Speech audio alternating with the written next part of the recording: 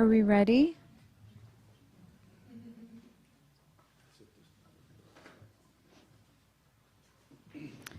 Good morning. Good morning. Thank you all for being here today. Harris County is currently facing a public safety issue that has many very concerned, and rightfully so. The issue of bond reform is complicated. That said, there is one area where there should be absolutely no confusion. Violent felony offenders, once caught, must always face real consequences. We want to begin by thanking Harris County District Attorney Kim Ogg and Houston Police Department Chief Art Acevedo for being here, for their commitment to protecting the innocent and to making sure that violent felony offenders face proper justice. I also want to thank local business owner Scott Ehrenstein for taking the time to share insights on what the repeated release of violent felony offenders means for the everyday person trying to live and work and create a life in Houston. Crime Stoppers is committed to shedding light on this issue, making it as public as possible, and using all of our resources to protect our community members. We've made many discoveries as well as changes internally. We've also submitted a letter of support on behalf of the district attorney and law enforcement and the current federal court case on bond reform where we plan to appear. Here to open with all that information and more is Crime Stoppers Director of Victim Services and Advocacy, Andy Kahn. Thank you, Rania. Also, for everybody's know, we do have like a Q&A sheet here we can pass around with some basic questions and answers as well. Like Rania said, I'm Andy Kahn, Director of Victim Services and Victim Advocacy for Crime Stoppers of Houston. And first of all, Crime Stoppers just wants to make it perfectly clear, we do support criminal justice reform. We believe it's long overdue, as long as public safety is paramount and a priority. As a direct result of what we've been seeing over the past year, Crime Stoppers has implemented a new policy in which we are now showcasing all known suspects and fugitives' prior convictions, prior criminal history, current bail status, whether they are on parole, probation, and whether they're out on bond, and in some cases, repeated bond. Crime Stoppers, sadly, we're finding ourselves now offering the same reward on the same suspect. That shouldn't be happening. I cannot tell you strongly the frustration I hear when I attend victims groups and meetings, in particular like parents of murdered children. Usually the first questions that I get asked is everybody wants to know what is going on with our criminal justice system. How can this scenario keep on repeating itself time and time again? And I wish I could do something to ease the pain of so many families, like the family of Cataline Rose, along with her unborn child, who was allegedly murdered by a defendant out on 3 bonds. Or the family of Enrique Ramirez Ayala, a Houston taco truck owner, murdered while working at his taco stand by a defendant out on bond. The tragic story of a homeless couple, Eugene Stroman and Michelle Beach, killed while sleeping under a bridge. The alleged suspect was out on 2 felony bonds, less than 3 months apart, including the sexual assault of a child. What do I tell the family of an 11-year-old boy who was shot by a defendant who was already out on bond for murder, evading arrest, on unlawfully carrying a weapon? What do I tell them? Is the system working for them? Isn't that who the system is supposed to be working hand in hand with?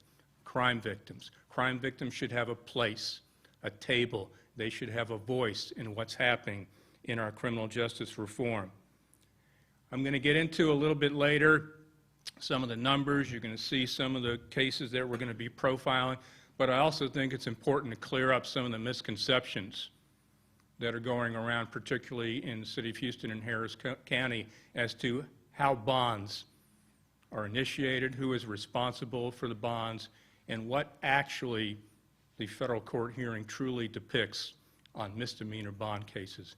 And with that in mind, I'm going to introduce my longtime colleague, friend, Kim Ogg, whom I worked with for many, many years on many legislative initiatives, and I'm proud to say she's our District Attorney of Harris County. Kim. Andy, thank you so much for that personal introduction. Crime Stoppers, thank you for hosting this very important conference. As the district attorney, I have encountered a great deal of confusion by the public, by law enforcement, and perhaps most importantly, by crime victims, the only unwilling partner in the criminal justice system. I think it is important to understand what bail is. It is purposed for two things only: to secure the defendant's reappearance in court and to protect the public safety, the community. Bail is determined by judges. The judiciary has the sole responsibility and decision-making authority in bail. The district attorney's role is simply to bring evidence forth about the defendant's likelihood or non-likelihood of returning to court, or the threat or risk that he poses or she poses to the community. This has to be evidence-based. In our system, it's done rapidly. And in terms of the current bail system, let me give you a little bit of history. In 32 years of practicing law, there was a period where personal recognizance bonds simply were not issued by courts. And many low-level misdemeanants in jail for nonviolent crimes were, in a sense, forced in some cases to plea bargain and agree to sentences that they otherwise would have contested. Lawyers thought this was unconstitutional. Eventually, a challenge was brought. And many of us who had practiced in the system a long time felt that this reform was long overdue.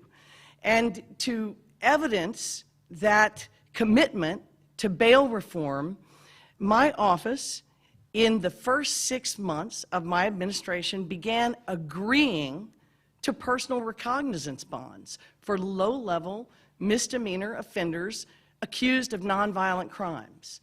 As the lawsuit progressed, it had already been filed by the time I came into office, we saw conversations occur between the parties. And although I wasn't sued and the district attorney's office was not named as a defendant, I filed a brief in support of bail reform to keep those same nonviolent misdemeanants out of jail if the reason that they couldn't get out was simply that they were too poor. We knew this was unfair. We also worked with law enforcement to totally end the arrests of most marijuana possessor offenders. We did this because we didn't think there would be an impact on public safety, and in fact, there wasn't. We saw a great deal of savings, and we've seen a lot of savings in human lives. When it came to the mentally ill, we recognized that mental illness is a public health problem, and along with law enforcement, we agreed to divert almost 2,000 offenders since we began for low-level crimes like trespass to mental health treatment through a diversion center. Violent crime was not impacted by these moves. So now, when we come to this fork in the road where there seems to be a public narrative that you're either for bail reform or against it, either black or white, the truth is this is a complex and confusing issue for the public because felony bail reform has been pushed in the form of a lawsuit right behind the misdemeanor lawsuit. And in practice, the judiciary is doing something very different when it comes to felonies than they have historically. They're also doing things completely different when it comes to misdemeanors. So the federal lawsuit, which is misdemeanors only, was something that we agreed to, that I took the political and the personal and professional step of agreeing with and endorsing with the name of the Harris County District Attorney to say low-level misdemeanor offenders charged with nonviolent crimes should be released on PR bonds. This was a significant commitment. This lawsuit, however, the proposed settlement, unlike the meetings that we attended, proposes something that goes well beyond PR bonds for low-level misdemeanor offenders. And coupled with that, felony and district court judges have been granting bonds in cases that historically we didn't see them: capital murders, aggravated robbers. Our legislature did not change the law allowing for risk-based detention or preventative detention as the federal system has. Instead, we remain a state where people are entitled to cash bail in our Constitution. So the federal suit proposes a fix that goes far beyond what was originally agreed upon as bail reform. And the concerns that we have are simply for the public's safety. We see violent people being released and re-released on low bonds and on PR bonds. We see even violent misdemeanor offenders. And our primary concern is for the victims of domestic violence, human trafficking, and drunk driving. We know that absent intervention by law enforcement when those crimes occur can lead to worse criminal behavior. Domestic violence is a driver in our murder rate. Drunk driving is a driver in our manslaughter rate. And so it's very important that when such individuals are brought into the system, that they take it seriously. And cash bail is simply one tool that the courts can use if they want to grant bail. Often, we will oppose bail in capital murders, always, generally in aggravated robberies, always, but in misdemeanor offenses, there are times when drunk drivers and people who are charged with domestic violence are going to get out on bond. And that's acceptable as long as the public is protected. But when the public is not protected, when the system moves so fast that that person is never ordered by a judge to submit to certain conditions that would protect the victims, then the public is exposed to risk. Example, GPS monitors.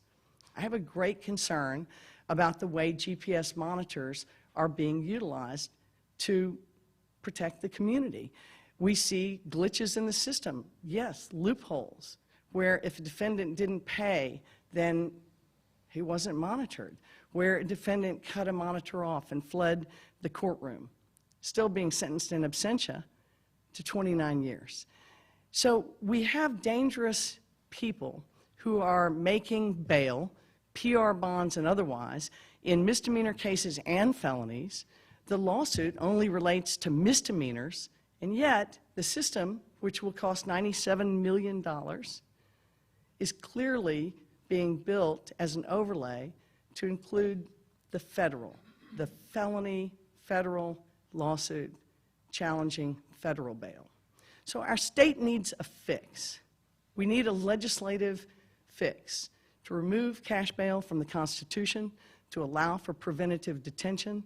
And I know that lawmakers like John Whitmire filed such a bill during the last session. That's a permanent fix. In the meantime, law enforcement, who has not been heard on this issue, should be included in the discussion. We are all for bail reform, as long as it protects the public. But to have our concerns dismissed or diminished or to be called obstructionist simply because we're trying to tell the public there's some danger here and we want to warn you about it is not just unfair, it's disingenuous. And so it's important that the public be advised that we are for bail reform. My administration has taken meaningful steps and actions to guarantee that poor people are not held in jail for low-level crimes simply because they're poor. And what we're asking for is inclusion in the discussion about how bail reform is actually going to operate, not just at the misdemeanor level, but at the felony level. We want to do it transparently, we want to do it openly, and we want victims' voices, prosecutors' voices, and law enforcement's voices to be heard so that whatever reform is ultimately decided upon will work for everyone. So I appreciate Crime Stoppers having us. I realize that was quite a long explanation, but it's a complex issue. The public has expressed a lot of confusion. Even law enforcement has expressed confusion. My prosecutors are sometimes confused about the system and the way it's being operated in this period of, I guess, change. So thank you very much. Turn it over to Chief Acevedo. Yeah. Ask Houston Police Chief Art Acevedo to come up, and I know how frustrating it is for his officers because I play tennis with some of his officers, and I hear their stories all the time. Chief. Thanks. Good morning. Thank you, everybody. Thank you to Crime Stoppers for absolutely everything you do to keep our community and our officers safe and to bring victims justice and the perpetrators of crime to justice. This is a real common sense issue for me. The public understands when they see justice, and they understand when they see injustice. And what's happening in our county is that they're taking a standard that truly only belongs in this misdemeanor lawsuit when we're dealing with nonviolent misdemeanors and applying it to violent, dangerous felons. And that's a problem. We're seeing Houstonians and members of the Harris County community victimized, murdered, sexually assaulted, robbed by people that were already arrested by law enforcement, by people who were brought into the jails, into custody through the sweat, the blood, and the sacrifice of our men and women in blue, and we are jeopardizing the safety of our community. I've got news for everyone. What the public expects the criminal justice system to do is to focus first on victims, next on justice, and third on restorative justice, which means that we help those that are worthy of help, we hold those accountable that present a danger to this community, and we let people out on bond, and we make those decisions based on a risk assessment, risk of flight, and risk to public safety. And when we see, and Kim Ogg and I talk about it a lot, we see judges behind closed doors at these courtrooms letting violent offenders, repeat violent offenders, that's not one-off, these are repeat violent offenders, off on low bond or on PR bond or what they think is a magic pill that's called an ankle monitor, that somehow they think that an ankle monitor prevents you from pulling a trigger, stabbing somebody, beating somebody, robbing somebody. It is putting not only people at risk, it is allowing people to become victims of murder and other violent offenses. And so we are going to continue to speak out. We are going to stand with Crime Stoppers Houston. We are going to stand with victims. There are those that would like to see this police chief shut up, but I got news for you. Whether I'm the chief or and in some other capacity, I will continue to speak up. I will continue to speak out because justice demands people be put behind bars that are hurting the residents of Harris County and the city of Houston. We only have 5,300 officers, which actually has come up under Sylvester Turner. Very fortunate that he's committed to growing our department as well as his council members, fellow council members. But the truth is, if you look at how lean we are as an organization because of a lot of the challenges with our budget in the city, we have to, in order to maximize the efficiency and the effectiveness of that lean police department, we have to have judges do their jobs. And so to the judges, I'm going to tell you again, we're not going to let you be behind closed doors and make decisions that place officers and the community at risk and then not speak about it. You can count on us, and now thank God for Crime Stoppers, to educate the public. Because unfortunately, all people see when they go to vote for judges is a name, and that's about it. They know nothing about who they're voting for in many instances. And guess what? We are going to inform the electorate. We're going to inform them as to exactly who the judges stand for. Do they place an emphasis on the safety of the community, or do they place an emphasis on the safety of primary politics? I don't know, but we're about to find out.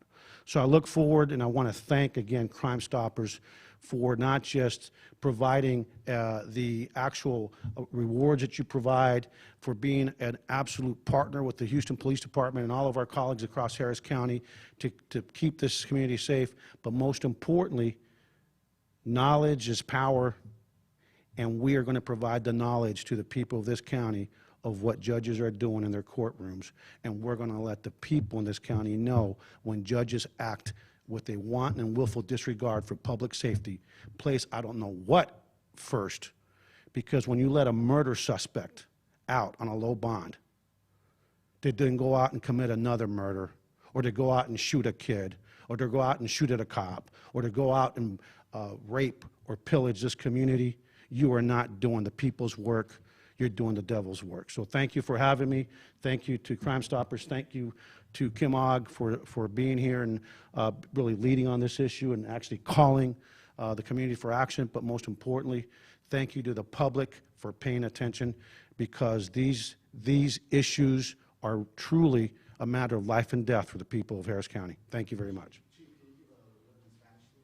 Sí, buenos días. Go Astros. Okay, no, okay. Baseball's been very, very good to me. Okay, no, de veras. Okay, that was supposed to be funny there, my friend. Bueno, esta mañana estoy muy orgulloso de estar aquí con nuestros colegas aquí en Crime Stoppers y con la fiscal Kim Ogg para decir que estamos cansados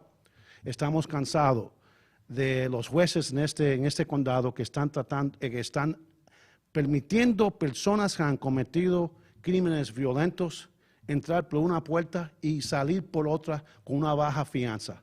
Personas que son sospechosos de homicidios, de asaltos, de robos. Y estamos viendo porque estos jueces no están haciendo su trabajo, no están poniendo los intereses de las víctimas de esta comunidad primero en su corazón, que estoy muy agradecido que Crime Stoppers van a pensar cuando están dando sus anuncios, que están ayudando para tratar de encontrar a estos sospechosos, van a estar poniendo la historia criminal de cada persona y van a ver aquí información.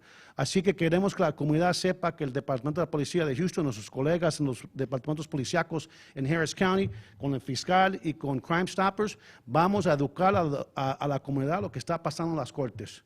Vamos a educar a la comunidad lo que están haciendo estos jueces que están poniendo esta comunidad en peligro, porque sospechosos que han estado arrestados por nuestros oficiales lo están dejando salir bajo de baja fianza o sin fianza para cometer más violencia contra nuestra comunidad. No podemos permitir que personas que están arrestados por cometer un homicidio los suelten con baja fianza para que después cometan otro homicidio, para que después le metan un tiro a un niño, que Andy Kahn habló de eso ahorita. Así que acuérdense, aquí estamos para la justicia, para traerle a la víctima del crimen, especialmente los crímenes violentos, justicia, y a los criminales a la justicia. Y acuérdense que en el Departamento de Policía de Houston no estamos interesados si están indocumentados, si no están indocumentados, no estamos interesados en nada, solamente en la justicia. Así que si es víctima o es testigo, adelante, que aquí estamos para ustedes. Y de nuevo, muchísimas gracias a nuestros colegas aquí de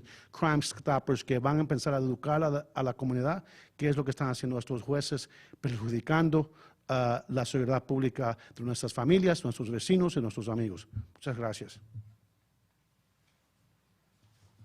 It's tough to follow, but I'll try. Before I introduce Scott Aaronstein, local business owner, who's also brought a lot of other local business owners here as well, I'm going to tell you two of Scott's cases that led us to why we're here today and brought us to our attention. One of the defendants, an individual by the name of Gregory Stevenson, was out on bond in February of 19, out on felony bond in May of 19. He was out on 3 felony bonds before he was arrested again in June of 2019 for engaging in organized criminal activity and burglary of a building. He previously spent 4 years in TDCJ for burglary of a building. So again, 3 different bonds, 3 different occasions before he went and did something to one of the stores over here. The other defendant somehow even tops this particular guy, James Newsom. James Newsom, criminal history, 1987, 2 years, 1990, 10 years, 1991, 20 years. So 3 felony convictions, all resulting in a prison sentence. 2015, he got 5 years. He was paroled in 2018. While on parole, he was arrested for burglary of a building. Parole at that time did not issue a warrant. 10 days later, he was arrested again, charged with another felony of engaging in organized criminal activity. And again, this time a parole warrant was issued. So you have someone with 4 prior felony convictions, multiple felony warrants, on parole, who is still allowed to victimize business and so forth. I cannot tell you, and I know how frustrating it is, but I'm going to let Scott tell you for himself his situation as a representative of the business community. Thank you, Andy. Thanks for having me here today. I'm a native Houstonian and a local retailer. I'm here to discuss habitual and violent criminals, the effectiveness of courts today in keeping these criminals off the streets, the proposed Harris County criminal justice reform, and the effect of crime on business. We are being told that the accused criminals have become victims of the justice system. These accused criminals made a choice to commit the crimes and to potentially engage with law enforcement in the courts. Many of these victims are career criminals working the justice system to stay out of jail and in business, taunting law enforcement with words like, "I'll be out shortly, don't worry." Sensible reform is needed to keep first-time low-level criminal offenders out of jail and gives people who made a bad choice a second chance. However, I would like to speak about the true victims of crime, especially related to the industry many of us standing here today are in, retail. True victims of crime are those that did not choose to be involved in criminal activity. Hardworking men and women providing for themselves and their families. They are your neighbors, out and about, caught in criminal activity without a choice. Local and national retailers, fast food restaurants, and many others in the Houston-Harris County area have seen an escalation of burglaries, thefts, and robberies, and in many of these cases, it's habitual offenders. Many of these criminals have extensive criminal histories. There have been many instances in the news recently of habitual and violent criminals being given PR bonds or very low bail amounts issued by courts without regard to the scope of the offense, the past criminal history of the offender, or related to the accused's current status with the courts, either out of prison on parole, out of jail on bond, or both. Many times, retail staff have been robbed at gunpoint by criminals who are on parole or out on bond, and they have their lives threatened by those criminals. Their world is turned upside down by the choices of criminals without fear of consequences. It is heartbreaking to talk to a team member who has been armed robbed, is crying and scared after being subjected to aggravated crimes, knowing that these criminals who committed the offenses in many instances have been caught by law enforcement, but the accused most likely will be out of jail quickly, even before the traumatic event fades in the true victims' minds. These interactions are stuck with the victims for life. It is especially hard to understand or explain when the person who committed the crime is out of jail on bail, has violated the terms of that bail by committing another crime, and is issued bail again. These situations are a revolving door that costs taxpayers money, funding law enforcement to apprehend the habitual criminals over and over again, and burdens the court system with costs and delays. We must demand our elected officials keep violent and habitual criminals off of our streets and away from our family and friends. Regarding the proposed criminal justice reform, misdemeanor crimes, in my opinion, are supposed to be the focus of the reforms. However, it appears in practice, courts are applying the proposed reform principles to violent felonies and habitual repeat offenders. This makes us all less safe. The effect on businesses. Burglary and theft of a business is not as traumatic to an individual as an armed robbery. However, these crimes do hurt individuals and communities. When businesses suffer repeated financial losses, there are fewer dollars available to pay higher wages to employees or to increase benefits. Businesses are less likely to invest in the communities that are or become unsafe, which reduces job opportunities, and potentially there are fewer options for consumers in their neighborhoods. Public safety should not be a political issue. Who does not want to feel safe in their home or their neighborhood? Who does not want their family, friends, or coworkers to be safe? Pay attention to what our officials in Harris County propose and support. Educate everyone you know on the issue of public safety and hold our elected officials accountable to making Houston and Harris County safe. To Andy, Rania, and the Crime Stoppers team, thank you for being a leading public safety and victim advocate organization. The community needs you all and appreciates all of your efforts.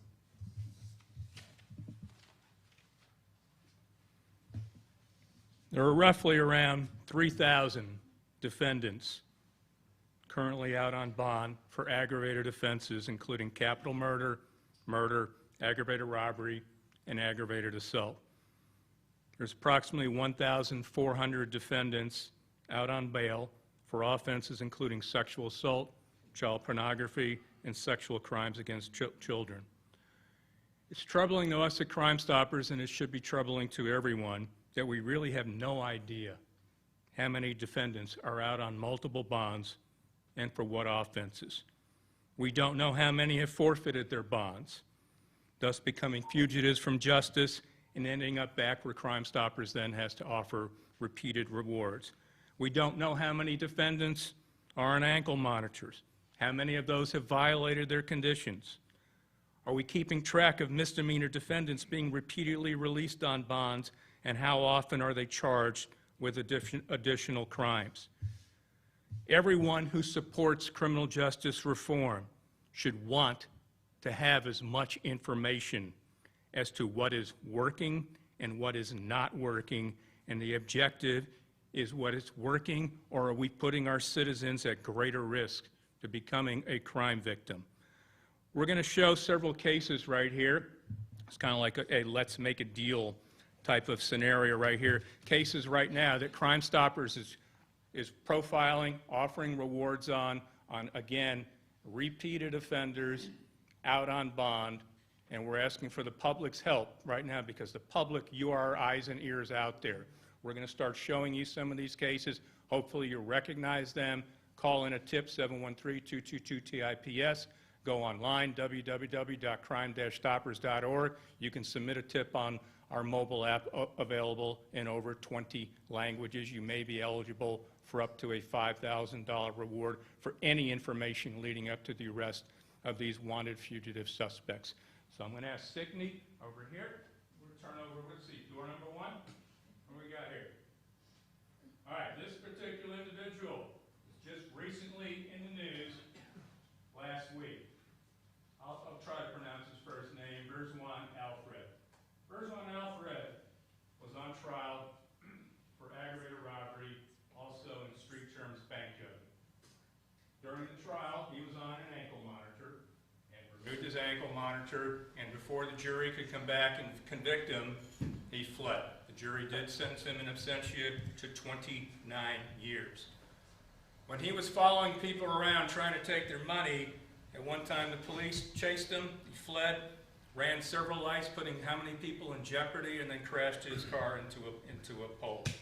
He has now been a wanted fugitive since October the 15th. He's got prior criminal history, auto theft, engaging in organized criminal activity, credit card abuse, forgery, and burglary of a motor vehicle. Ankle monitors are only as good as the person who wants to honor it. If you're absolutely delusional to think it's going to prevent somebody from committing another crime, if that person wants to remove it, as we've seen time and time again, he will do so.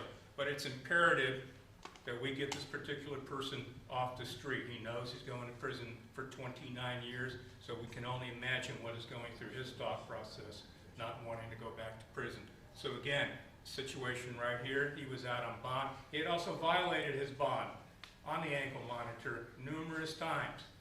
The judge reinstated his bond. Here we are again today. So, number two, so this is Signe's favorite, by the way, yes. And there's a reason that it's our favorite. I had no idea that there was a gang. I have learned that there is a gang called the Peckerwood Gang. I'm sure that I would imagine most people had no idea. Signe, though, did know who the Peckerwood Gang was, so props to you for this. But this particular individual right here, Shane Wayne Hawley, right here, a documented gang member, out on bond, wanted for felony murder, also aggravated assault as well, prior criminal history. Somebody knows where he is. There is no way an individual like this can remain hidden for this long. Somebody's got to take a good look at that mug and give us a tip, and let's get him into custody where he can face justice. Done smiling?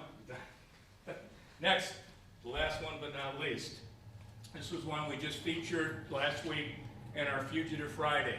On our Fugitive Fridays now, on all the cases we are releasing, we are identifying again all their criminal histories, backgrounds, and bond conditions.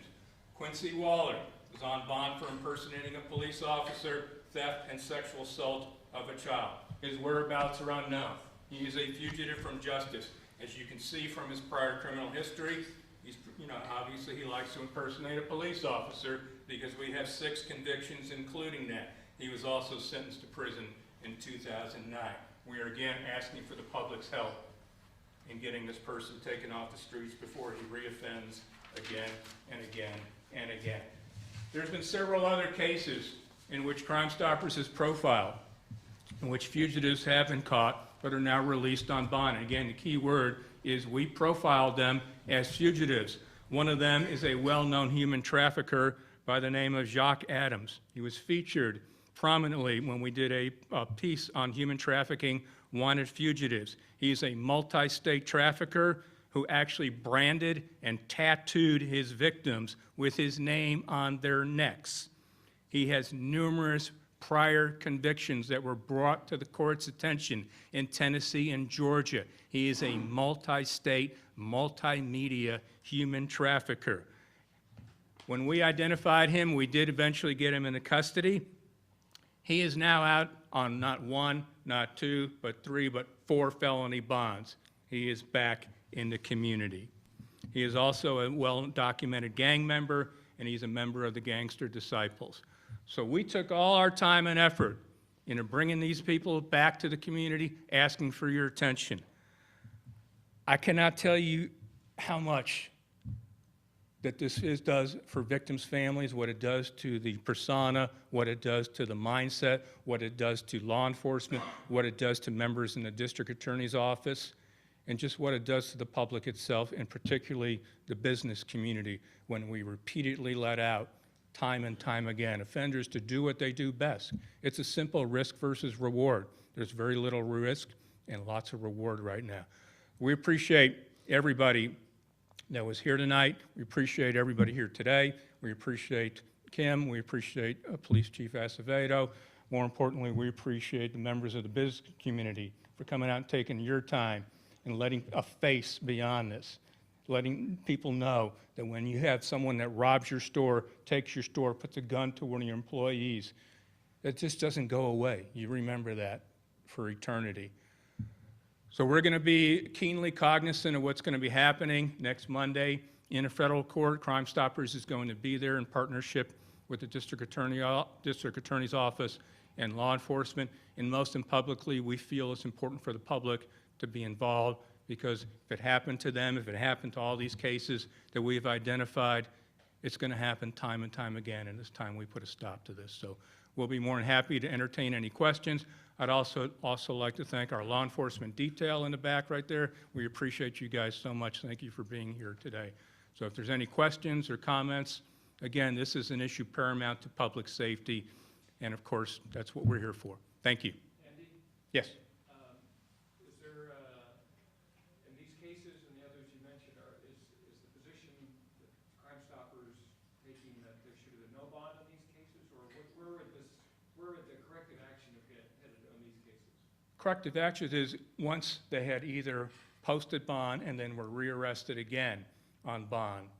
That's the whole key on these cases. And so, for example, this particular guy right here has numerous bonds that he was out on, had violated his bond, and you look at his history and it's pretty much bared his bones. He wasn't going to comply with the conditions. So again, the question is, should this have happened to begin with? That's a question that, been here through eternity in dealing with these issues. But I think we got to take a good hard look at what we're doing, particularly with offenders that repeatedly violate their bond and are arrested time and time again while out on bond. You know, I go back a long time, and it used to be an old saying, you know, one bond per customer. I don't know where we've kind of lost that mindset, but it needs to get back into vogue, or we're going to continue to see people victimized time and time again. You mentioned in talking about the various types of criminals who benefit from violent criminals, who benefit from, you mentioned human traffickers. Houston certainly is one of those places known for this. Can you talk a little more extensively about how the impact of these bonds affects the human trafficking and sex trafficking trade? Sure I can. Houston is ground zero for human trafficking. That is the bad news. The good news is law enforcement and the district attorney's office and a lot of community providers are really trying to change the paradigm for sex workers and for sex buyers, and most importantly, for sex traffickers. We're trying to work our way up the chain of criminality. The way we do that is when a sex worker is arrested, we work with that person to divert her to a community group that will offer resources, but we are scouring the evidence, which could be her phone, it could be other types of electronic evidence, for her traffickers, for communications, for evidence about who is making money off her misery. And then when there's sufficient evidence, we charge them.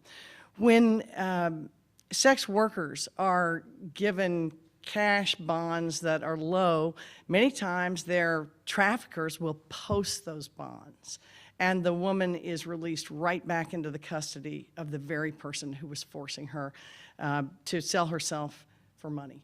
And so there's not a condition really that could prevent that. I guess you could suggest that she not have contact with somebody, but when you name a condition of bond that's supposed to protect somebody, you have to be particular. We have to have that evidence. It takes time. It's not a TV show. You know, we have to break down the phone. So it's important that in cases where human trafficking is involved, that bail protect the accused in a way. Preventative detention is the longer-term fix. Legally, if somebody's risk is too high, if she needs to go directly through court to the provider, that can sometimes happen if she's in jail at least a few more hours. But right now, people are being released very rapidly, many times without even seeing a judge who can advise them of conditions that they're prohibited from, which would protect them and the community. And so when that's happening, that person's not going to even see a judge until they make their first appearance. Under this federal lawsuit, the proposed settlement would allow them to reschedule repeatedly, and it would make our cases very difficult to prosecute. And it's already difficult oftentimes to prosecute. There's such a delay because of Harvey, because of the situation involving the courts and scheduling, that many times the public's right to justice is being frustrated because the cases get too old. And that's what we worry about with these misdemeanor cases. A case that gets old is hard to prove. Witnesses disappear, they forget, they change their mind. Evidence is lost, or many things can happen that do not benefit the public's safety when there's delay. And so the notion that defendants could just reset their cases repeatedly is one that seems to be pointed in the direction of lending less stability in our system. Additionally, some of the proposed changes will actually shift the burden to my office, already understaffed, already under-resourced, to try and prove why people didn't come to court. You know, these are folks who have lawyers, we can't talk to them. It's really a proposed settlement that just didn't include the perspective of the prosecutor, of law enforcement, or crime victims. And it's because it wasn't released until very shortly before it was submitted, and the input of the people here in this room was not asked. And that's really what we're asking. I've not filed a brief to defeat or to go against bail reform. What I've said is that to make it really work, it's got to work for everybody. And these people just weren't at the table.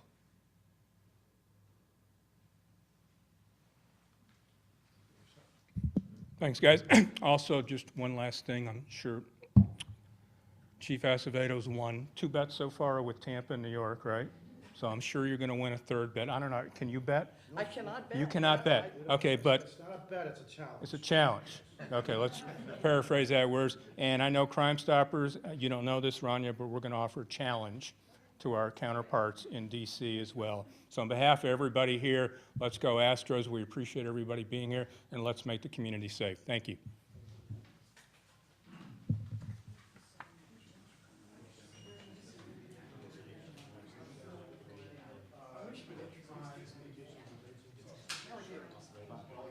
Hi, Holly. Those were great. Thank you so much. All right. Hi there. I'm Bill Molson with T-Mobile. Hi, Bill. How are you doing? Good, good. Good. We know you get hit all the time.